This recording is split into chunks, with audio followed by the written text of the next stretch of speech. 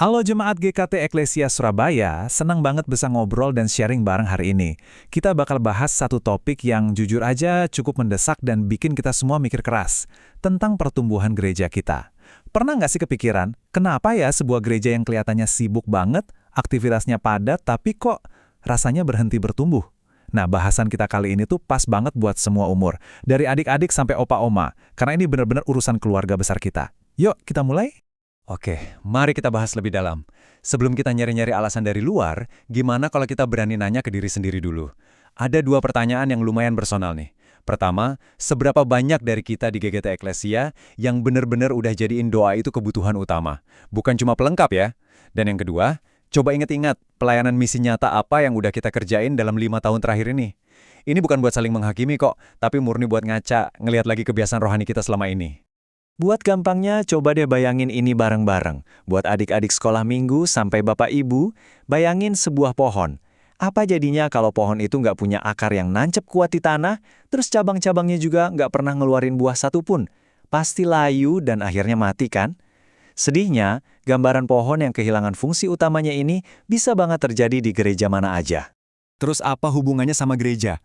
Nah, akarnya itu adalah doa. Dan buahnya itu misi.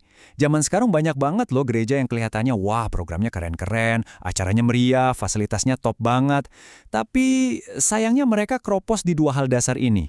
Tanpa akar doa yang kuat dan buah misi yang lebat, sebenarnya gereja itu cuma lagi jalan di tempat alias mandek secara rohani. Bagian pertama, akar yang kering. Yuk kita bedah kenapa sih akar spiritual kita ini bisa sampai mengering. Kalau kita mau jujur ngebandingin, salah satu biang kerok terbesarnya itu ya gaya hidup modern.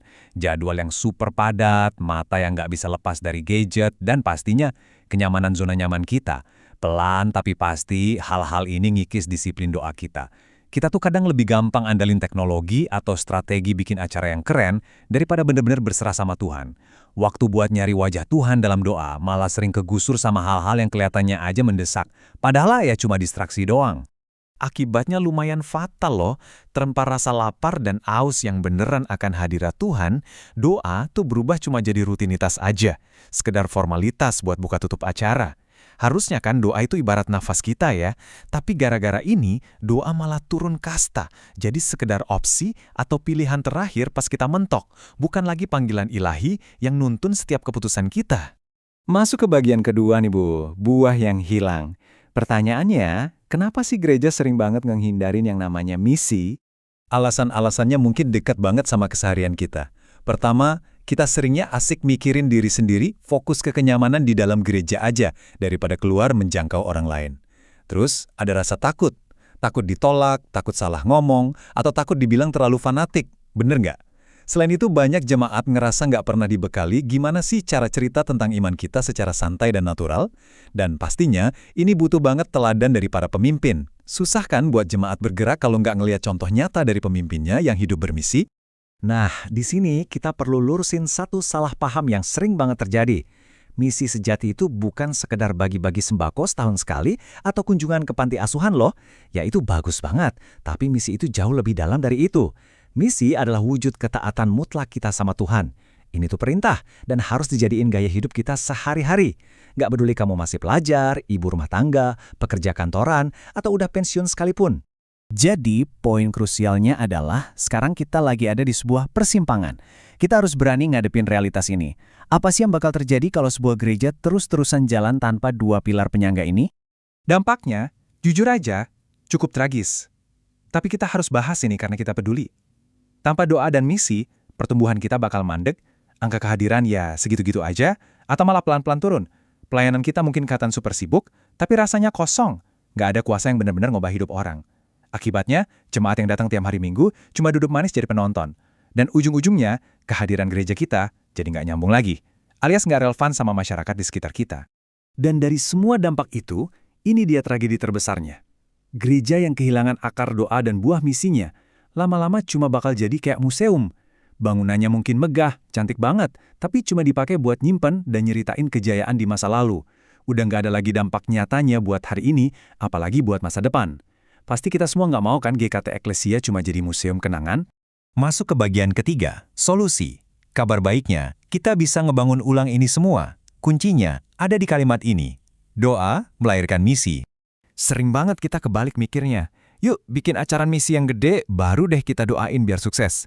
Wah, ini urutan yang keliru. Kebenarannya adalah, urutannya itu nggak bisa ditawar. Doa harus selalu jalan duluan sebelum misi. Kenapa? Karena justru di ruang doa itulah Tuhan naruh beban dan belas kasihan di hati kita buat orang lain. Doa yang bakal dorong kita buat bermisi. Dan pas kita udah turun ke lapangan dan ketemu banyak tantangan, itu otomatis bakal bikin kita balik lagi bertelur di dalam doa. Siklusnya luar biasa indah kan? Dan ini dengan sangat indah menggambarkan hubungan keduanya lewat sesuatu yang gampang banget kita pahami. Coba perhatiin gambaran sebatang lilin yang menyala di sebelah Alkitab ini. Ada satu kutipan yang bunyinya gini, lilin yang tidak pernah disulut tidak akan pernah memberi cahaya. Singkat, tapi ngena banget. Kalau gereja kita nggak menyala dengan gairah dan doa yang kuat di ruang-ruang tersembunyi, ya mustahil kita bisa mancarin terang buat nerangin kegelapan dunia di luar sana. Kemampuan kita buat bersinar di luar itu benar-benar bergantung sama seberapa kuat api doa yang kita jaga di dalam. Terus prakteknya gimana nih? Di mana kita bisa mancarin cahaya misi itu sekarang juga? Gak usah mikir kejauhan, peluangnya ada di mana-mana kok. Dan bisa kita bangun setahap demi setahap. Mulai aja dulu dari ruang keluarga di rumah. Terus bawa tarang itu ke sekolah, ke kampus, atau ke tempat kerja. Bahkan nih, di zaman sekarang, media sosial kita itu adalah ladang misi yang super luas buat ngebagiin kebenaran dan kasih Kristus. Bagian terakhir, komitmen nyata buat GKT Eklesia. Udah cukup renungannya, sekarang waktunya kita ambil langkah nyata. Yuk kita sama-sama ambil 3 langkah komitmen yang spesifik dan gampang diukur ini. Pertama, tantangan doa 7 hari. Cukup luangin 5-10 menit aja tiap hari, khusus buat doain gereja, pemimpin kita, dan jiwa-jiwa di luar sana. Kedua, langkah misi bulanan. Simpel aja, pilih satu orang kenalan yang belum percaya, doain dia secara konsisten, dan coba pikirin tindakan kasih nyata apa yang bisa kamu lakuin buat dia. Dan yang ketiga, ini komitmen buat para pemimpin kita.